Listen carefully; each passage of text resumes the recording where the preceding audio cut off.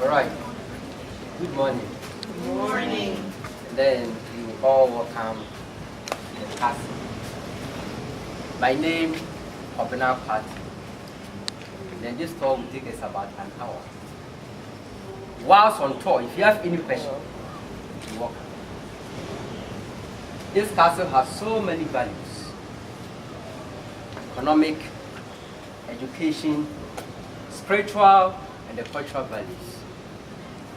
And it's one of the reasons why this castle is recognized as the World Heritage Site by UNESCO since 1979.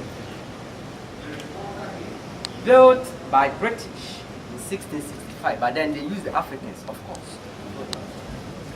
But then in former times, it was a fort, which is a small fortified building. The fort was built by Swedish way back in 1653. They named the fort Karlsborg in honor of Swedish king Carl Gustaf X. But then the fort was captured in 10 by the Danish, the local people, the Dutch. So finally, British captured the fort from the Dutch. They developed it to a modern day castle. But then the coming of the Europeans to the West Coast, it wasn't by chance. We followed a systematic plan. To start with, they were here to trade. And that was the barter trade. So goods like firearms, decorative wares, guns, tobacco were brought by the Europeans to exchange for our gold and ivory. Religion, another superstructure. Yeah, they came here to make Christianity very impressive. And they built many forts on the coast of Ghana here. So from Axim in the western to Keta in the eastern coast of this country, several forts, about 32 of these forts. Some are in ruins, others still exist. Cape Coast was the first capital town of this country before moved to Accra in 1877. Here served as a seat for the British government. The epoch of the nefarious transatlantic slave trade started in the middle of 15th century after Americans had been discovered. The so-called Europeans.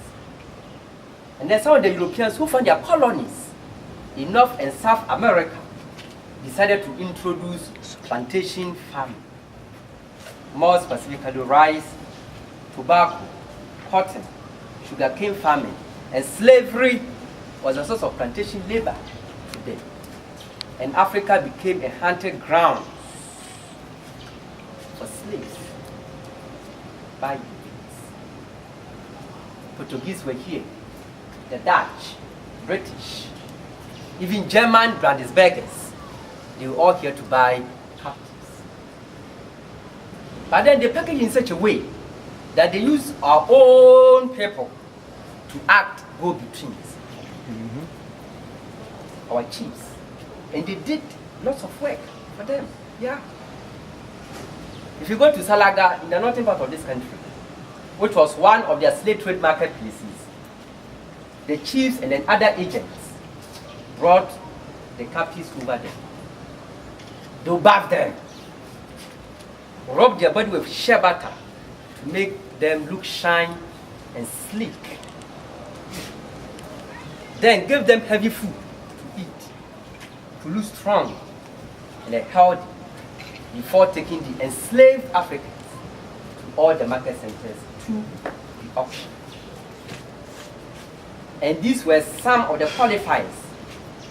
The first group of people, we call them war prisoners or prisoners of war. They were taken into slavery. In other words, all losers of wars in the olden days, according to our laws and customs, were slaves to the victim. And that is true in the past.